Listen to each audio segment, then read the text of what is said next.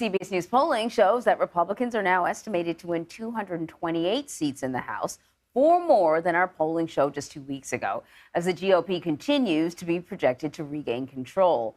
The polling, done from October 25th through October 28th, would give Republicans a 15-seat gain. Millions have already voted early, and tens of millions are expected to vote before Election Day on November 8th. So to dive a little deeper into this, the polling numbers, let's bring in CBS News Executive Director of Elections and Surveys, Anthony Salvanto. Anthony, okay, so let us talk about the trends that are emerging. Okay. When it comes to the recent polling. Let's have a look at it. So what you were talking about there at the top, this is our latest House estimates, where things stand today. We've got modeled estimates for the entire House because it's a 435-seat contest, right? National House vote will not necessarily tell you this. You want to do it in terms of seats. So Republicans have a lead in what would be 228 seats. That's a slight majority. But from here till Election Day, we're going to be talking, it all comes down to turnout, right? We all overuse that, that's why it's cliche. Let me show you how you take this model and explain to people the possibilities that come off of turnout. If the Democrats were to get higher turnout, among young voters in particular, something approaching what 2018 showed for them. Now, the reason I want to show you this is that it gets Democrats in our modeling back to basically maybe 1 or 2 seat House control, or basically gets them even where we'd be going seat by seat, probably with race results coming in to figure out who might have a narrow majority. That's one scenario. However, more scenarios emerge when you take a look at the fact that Republicans have told us they're more likely to vote and are more motivated. So this is the Republican 238 number. Their turnout edge could manifest itself and get them up to a larger, slightly larger set of gains. Having said all that, and given that this is what seems to be emerging, at least from the current turnout express data, this is still just about an average seat gain for a party out of power, which tells you a larger story for context about how this race is really still very tightly contested, and there just aren't that many toss-up seats.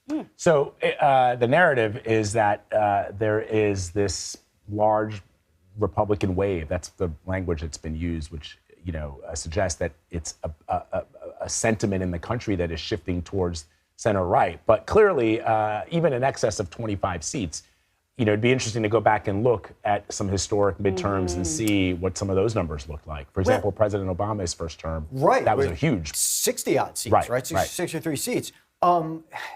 As the nation becomes more partisan and more polarized, you could argue that this is a different era. That these averages that I point out were expressed and come from a different era where there were more swing voters, where there were more perhaps competitive districts, right? So it's what you're comparing that average to. Maybe this turns out to be typical for a hyper-polarized environment. So crime has emerged as a major issue. We know it's one of the themes that voters are thinking about. How's that bearing out in the numbers? All right.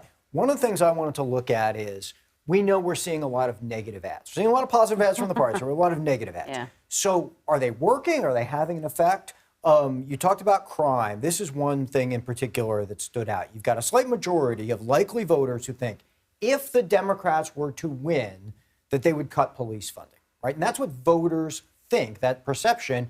And that tells you that some of those Republican ads are having an impact on voters, right? On the positive side for Democrats, because they want to protect abortion rights, their voters tell us, 84% think that Democrats, if elected, would pass an abortion rights law. Now, on the Republican side, let me just show you that for the differences. On that same topic, you get a majority that think the Republicans would try to pass a national abortion ban if they were to win. But they also get this. 71% think the Republicans would increase U.S. energy production. And with gas prices such a big concern, that is helping, that's public perception.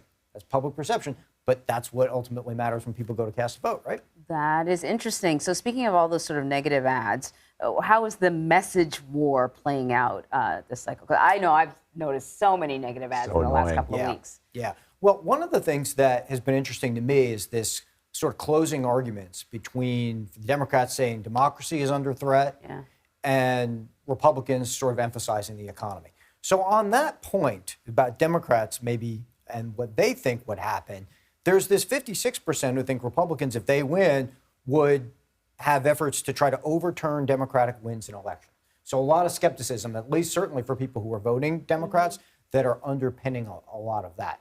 You know, having said that, you also see, like I said, what people perceive Democrats might do if they win, you know, things like open the U.S.-Mexico border, right? And these aren't necessarily things that would happen, but it's the public perception of the way this is because they've been hitting the Democrats on that. So yes, to some extent it has an effect, sometimes for a party's own partisans, right, who are just receiving the message like, hey, it's okay to come back home if you were thinking about crossing over. Yeah. Fascinating. Anthony Salvanto, always great to have you, my friend. Thanks, guys. Thank you.